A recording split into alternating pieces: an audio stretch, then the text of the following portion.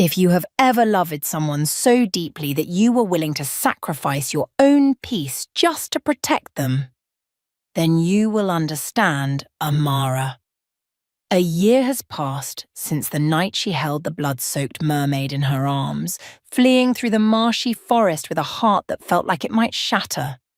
Now she still lives by the water's edge, being a mother, a teacher, a keeper of the flame for the forgotten children. But in her heart there is still something unsettled, a smouldering unease, like a wound that has not yet healed. Every moonlit night, the lake sings. The wind carries the scent of the sea seeping into Zaria's dreams. And then, one cold morning, a faint green light from the well behind the house begins to tell a story. One that should have ended, but the past, if it has not been forgiven, will always find a way to return. Zaria is no longer the little girl who used to run and leap around the yard. Once a radiant child whose clear, ringing laughter echoed through the marsh, Amara's daughter now carries the quiet stillness of a tree's shadow at dusk. The villagers have begun to whisper, "There's something strange about that girl," they say, watching Zaria stand for hours by the lake's edge, her bare feet leaving imprints in the damp mud, her hands lightly tracing strange, spiraling patterns in the sand, as if rewriting the memories of some distant dream. Amara watches her daughter with an uneasy heart. Every morning, she rises before the sun, cooking a pot of corn porridge for the children in her class, and quietly glances towards the well behind the house.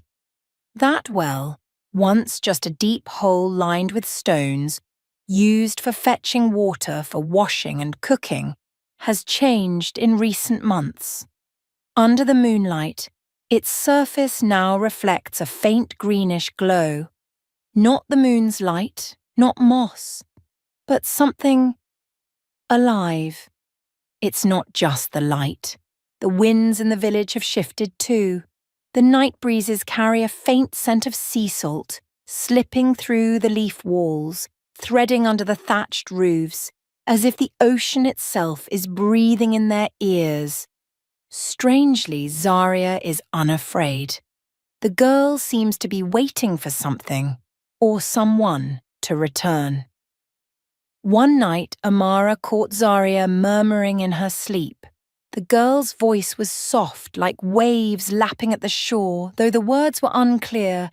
One name kept repeating in her breath. "Sana! Sana!"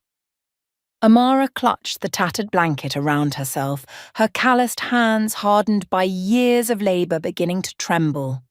Sana, a name etched into her heart from a night of fleeing through the mud, cradling a wondrous creature with a radiant golden tail, both beautiful and painful.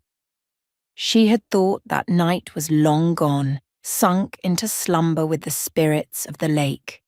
But clearly, what she had tried to bury still lived.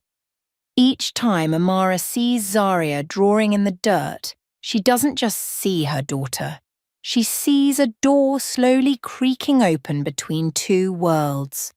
And what frightens her is not that Sana might return, but that Zaria might leave. The full moon is approaching, and the well is glowing brighter than usual. In Amara's heart, something is stirring, like the marsh preparing to shift when a great rain is near. Could it be that something, or someone, is calling from the other side of the water? All right, my wonderful friends. If you're already getting chills from the start of this story, don't forget to hit like, subscribe to the channel, and comment to let me know where you're watching from and what time it is there. I'm always excited to connect with you all from every corner of the world. The night wind suddenly rose from the lake, sweeping through the thatched roof like a whispered warning. The sky was pitch black, and the air seemed to thicken, sending a shiver through Amara. Inside the house, Zaria abruptly writhed in her sleep, her body burning as if consumed by fire. Amara rushed to her side, her mother's hand pressing against her daughter's forehead, feeling a heat fiercer than the kitchen flames. The girl's breaths came in gasps, sweat pouring like rain, her lips trembling faintly in her delirium. A name slipped out, fragile as a breeze yet sharp as a blade cutting deep into Amara's memories. Sanaa. Amara froze. It had been a year since the night she saved the golden-scaled mermaid from the hunter's grasp. A year since the moment light enveloped her body and carried her back to the depths of the dark lake. Amara had thought it all lay dormant beneath the water, but Zarya, her daughter of mortal blood, was dreaming that name. It couldn't be a coincidence. It couldn't be just a fever. She sat by the bed, clutching Zarya's small, sweat-soaked hand. The dim oil lamp cast a faint glow on the girl's face, contorted in pain. The murmurs continued, fragmented words, disjointed images. Light, the marsh, a song, golden eyes. Amara felt as though she were hearing her own old dreams again. But this time, the fear wasn't about Sanaa. It was about what Sanaa might want or need from her daughter. She couldn't know. There was only one thing she could do: pray. "Don't take her," Amara whispered, her eyes fixed on the flickering flame. "If any spirit lingers there, please spare my daughter." That night dragged on like a lifetime. Each time the wind howled through the door's cracks, Amara startled. She feared the next call wouldn't come only from her daughter's lips, but from beyond the lake. And when dawn broke, Zarya opened her eyes, her gaze distant, brimming with tears, as if she had swum through a long dream and wasn't sure if she had fully returned. When the first rays of the morning sun peeked over the treetops, casting gentle golden light onto the thatched roof of Amara's house, she sensed something unusual. It wasn't the sound of the wind or the familiar chirping of birds, but a tiny, shimmering light on the windowsill. Small scales, glistening like the first dewdrops, each one resembling the wings of a summer cicada, but bearing the golden hue of a sunset over the sea. Amara froze. Her eyes widened, her heart tightened as if a fragment of memory had fallen from a dream. Those scales. She had seen them before, on that fateful night when the mermaid lay motionless in her arms amidst the marshy forest, her radiant golden tail wrapped around Amara's waist like both a curse and a blessing. It could only be Sanaa, but she did not appear. No call, no blinding light, nothing but the silent trace left behind, like a whisper echoing from the depths of a lake, from a place where light never reaches. And that was exactly what made Amara even more anxious. Zarya was still sleeping, but since the fever, the girl seemed no longer herself, silent, distant, her eyes always dreamy, as if gazing through the walls of this world to see somewhere else. A forgotten world, a memory that never existed. And the most frightening thing, she had begun to feel fire in the water. Amara noticed. Every time Zarya washed her hands at the well, she flinched, then stared at her hands as if the harmless liquid had left an invisible burn. At times she tried to hide it, but Amara saw her daughter's hands tremble faintly, not from cold, but from some energy surging into her body, awakening something dormant in her flesh and blood. On the first full moon after the fever, Zarya jolted awake from her sleep. No cry, no dream, just her small feet stepping straight out of bed, moving through the door as if guided by an invisible hand. Amara wasn't asleep. She quietly followed, her heart pounding like a ceremonial drum. Under the moonlight, Zarya walked toward the lake, The wind rose, making her hair flutter like blades of reed in the field. Amara kept her distance, daring only to watch. The girl stopped at the water's edge, her feet muddy. She knelt down, her hand lightly touching the surface of the lake, and in that moment the water glowed. Not blinding, not fierce, but gentle, like a caress from the depths. The light spread from the point where her hand touched, as if Zarya had awakened something within the dark, dense water. Amara stepped closer, tears welling in her eyes. She realized that other world had never truly closed, and her daughter somehow was being invited to step across its threshold. The rain began to fall in the late afternoon, each droplet weaving a thin curtain over the entire village. The wind picked up, not fierce but persistent, carrying a chilly dampness that seeped through every crevice of the leaf-woven walls. Amara sat by the hearth, her hands deftly tending to the dry firewood. The fire crackled in the humid air, casting a warm orange glow on her burst sun-weathered cheeks. Outside, the sky was like a deep black cloth, the rain falling ceaselessly, stirring in Amara memories of days gone by, days when everything was still whole. A distant rumble of thunder echoed, and then, suddenly, the door of the house swung open, not by the wind, but as if someone had pushed it from the outside. A gust of cold air rushed in, making the fire flicker. Amara started, the small knife in her hand falling to the ground. In the yard, amidst the puddles of rain-smeared water, a figure appeared, not clear, just a hazy mist like a reflection in a watery mirror. But Amara recognized it instantly. There was no mistaking it. Those eyes, that gaze, the same as the first day they met by the old willow tree, deep, sorrowful, as if carrying the entire ocean in their depths. It was Sana. She said nothing. No call, no whisper, like the wind, only a look, full of pleading, full of urgency. Then the figure slowly dissolved, blending into the rain, leaving the ground empty as if nothing had been there. For a moment, Amara couldn't breathe. She ran out to the yard, kneeling on the cold, wet earth, raising her hands as if to grasp at the lingering warmth. But all that remained was the sound of the rain.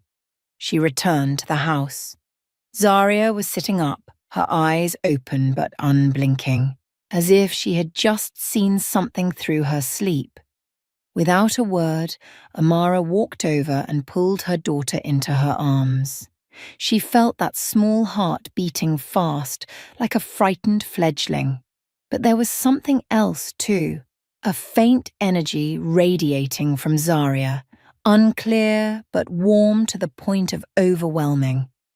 Amara stroked her daughter's hair, closed her eyes, and knew. Sana hadn't come to frighten, nor to call in a debt. She came to warn, to deliver a message. And deep in a mother's intuition, Amara understood that Zarya stood at the threshold of a journey, a path no one could walk for her, a call growing stronger in her blood, a memory not her own, seeking its way back. She couldn't stop it, but she could prepare, she could listen, and she could pray that love, maternal love, would be strong enough to protect her child, no matter what world she faced. Would Amara be ready to let go when her daughter was called to a place where a mother's love could not reach? That morning, the sky was grey, as if painted by the hand of a despairing artist. The air was shrouded in mist, with wet branches swaying gently in the light breeze.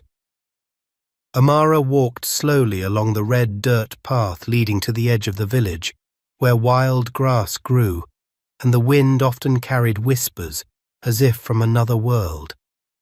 Her heart was heavy. The previous night, the image of Sana dissolving into the rain had left a mark on her mind, and Zaria's trembling embrace only made it clearer. Time was running out.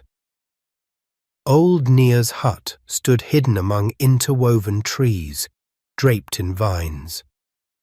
No one came there unless they truly needed to. The villagers called her the keeper of memory's soul, a witness to things that existed before the current world defined what was real and what was superstition. Amara didn't knock. She stood there, her hand lightly touching the moss-covered bamboo frame as a silent gesture of permission. The door creaked open, without anyone touching it. The scent of agarwood incense and dry timber rushed in, carrying the feeling of ancient dreams. Inside, faint light flickered from a small burning oil lamp. Nia sat motionless like a stone statue, her silver hair cascading down her back. No questions were needed, no explanations required. The old woman merely tilted her head, her eyes like two dry wells fixed on Amara, a gaze belonging to someone who had lived long enough to understand everything before it even happened. Silently, Amara sat down. Words were unnecessary. The air seemed to thicken with things that could not be spoken aloud. Slowly, Nia reached for a small bundle of cloth tied with hemp rope and placed it in Amara's palm. Inside was a shimmering green gem, the same hue as the light that had once radiated from Sanaa's body. No confirmation was needed. Amara's heart clenched. She no longer had any doubts. Zaria carried the blood of Posema, not because of a ritual, not due to some strange coincidence, but as a result of compassion, of the fateful moment when Amara chose to save a dying soul instead of turning away like so many others. Every cell in her body trembled. She didn't know what to feel: pride, regret, or both at once. Questions surged like crashing waves. Was this Sanaa's gift, or a burden Zaria would carry for life? Nia finally spoke, her voice dry as burnt grass, yet heavy enough to make each word fall like stone. That child will not belong to this land forever. The water will call, and no one can stop it, but a mother can teach her child not to drift lost in the current. Amara closed her eyes. Her heart felt as if it were breaking into pieces. Since childhood, she had believed maternal love was an unbreakable bond, a place to hold, to cling, to embrace tightly. But now, she had to learn something new. To love also meant letting her child go, not out of loss, but to let her live as what she was born to become. As she left the hut, the sky still offered no sunlight, but within Amara's heart, a gentle light began to spread. It was unclear whether it was courage or a pain that had finally been named. Could it be that the most sacred love is the love that knows how to let go? That night, the wind blowing from the lake carried the briny scent of salt and a low murmur, as if rising from the earth's depths. The weather turned strangely, the trees rustling, and the water's surface no longer reflected the moonlight, but became a silver-grey mirror, silent and sombre. In the small house, Zaria was gripped by a high fever, her body burning like embers, her lips cracked and dry, her breaths ragged and uneven.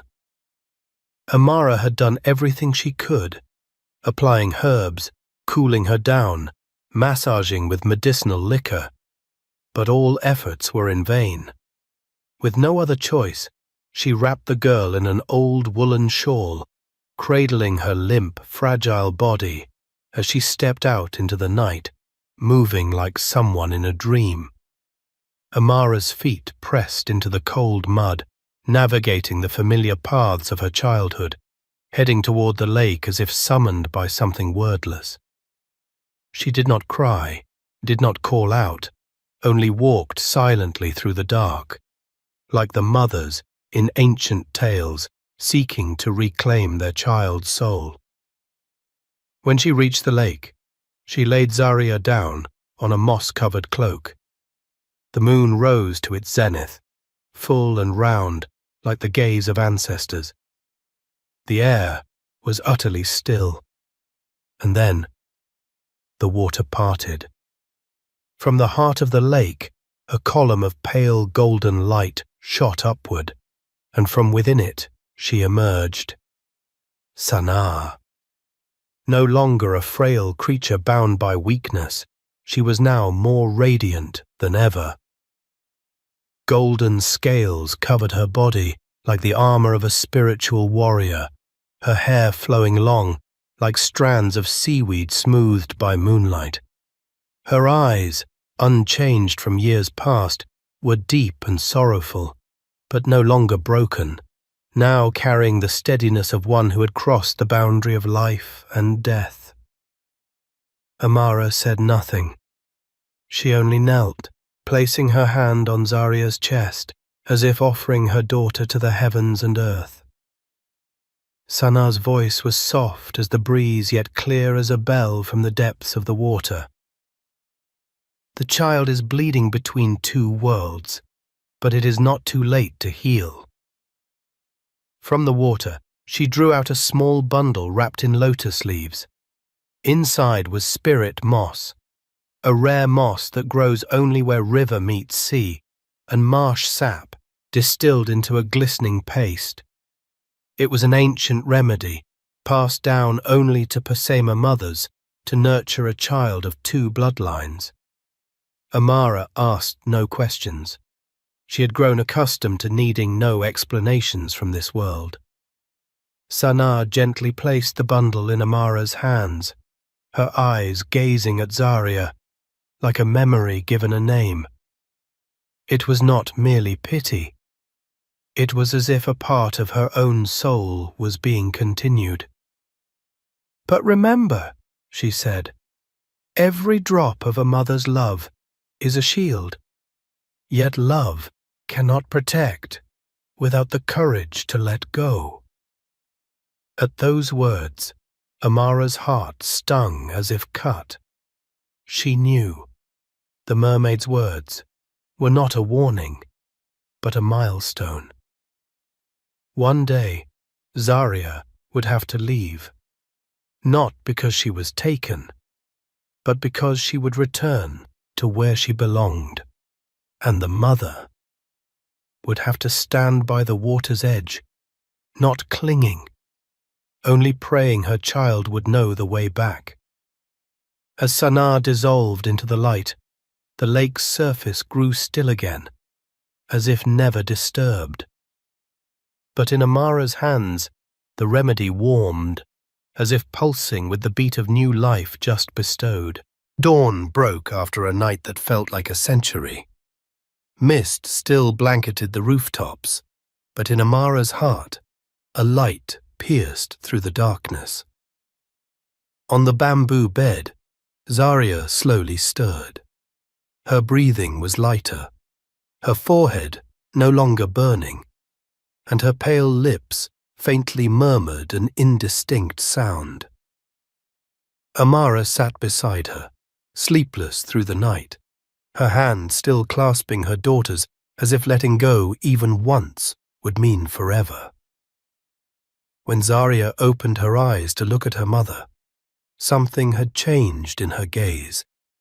Not the bewildered look of a child recovering from illness, but the ageless depth of a soul that had touched the boundary between two worlds. She didn't ask why she was lying there, nor did she recount what she had seen in her fevered dreams. She was simply silent. Amara gently stroked her daughter's hair and began to speak. She spoke of the fateful night a year ago, when she found a beautiful creature bound beneath the old willow tree.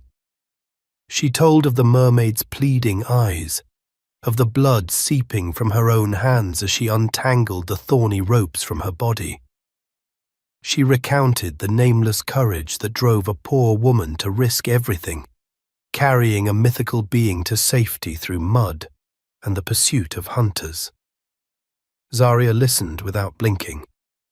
In the small room, there was only the sound of the wind slipping through the thatched roof and the faint beating of hearts. At last, the girl asked, her voice as soft as a breath, "If one day I have to leave you, will it hurt you?" The question, simple and tender like a knife's edge, made Amara pause. The pain, long hidden behind days of false calm, surged forth like an old wound touched anew. But she didn't turn away, nor did she lie. "Yes." Her voice choked, her eyes red. "But if you go to become who you truly are, I'll be happier than if I kept you here, just because I'm afraid of being alone." That answer wasn't just for Zarya. It was a lesson from generations of women, those who bore children not to keep them close, but to give the world a soul that was strong, kind, and free. In the pale morning light, Amara continued, sharing the teachings of her own mother from years past, when she let Amara leave the village to follow a sailor to live in a strange place among the marshes. "True love," her mother had said, "doesn't demand anyone stay. It teaches them to be strong enough to walk away." Zarya nodded. No more tears. No more fear. Only a strange stillness, like the surface of a windless lake. In that moment, Amara realized her daughter was growing up, not in years, but in the courage to understand and accept her fate. But how much longer could a love so great keep them together before the water called a soul back to its home? That morning, the mist still clung to the lake's surface like a thin veil hiding the secrets of heaven and earth. Zarya stood there by the water's edge, holding the radiant golden scale, the last remnant of Sanaa's memory. It glimmered faintly like a breath, but to Zarya it was as heavy as an unanswered question. Who am I in these two worlds? The cool morning breeze wove through her hair, carrying whispers that only those who had touched the soul of the water could hear. Zarya's bare feet sank into the soft mud, feeling the gentle pulse of the earth. She gazed down at the still lake and whispered, to no one in particular, "I'm not ready to leave, but I'm ready to understand who I am." And with a motion as light as letting go, Zarya placed the scale into the shallow well by the lake's edge. Not a sound arose, only the water's surface rippling faintly, like a sigh from the depths. As if the lake itself knew, a soul had chosen to stay, not to flee, but to find itself. From that day, Zarya was no longer just the girl of the marshes.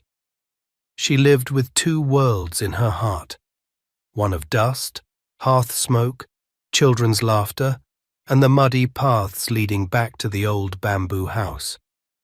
The other of deep green waters, moonlit nights, and songs heard only in silence. Zarya grew up, carrying the wisdom of the Earth Mother and the memories of the deep sea. When she touched water, she heard the whispers of the Posema ancestors.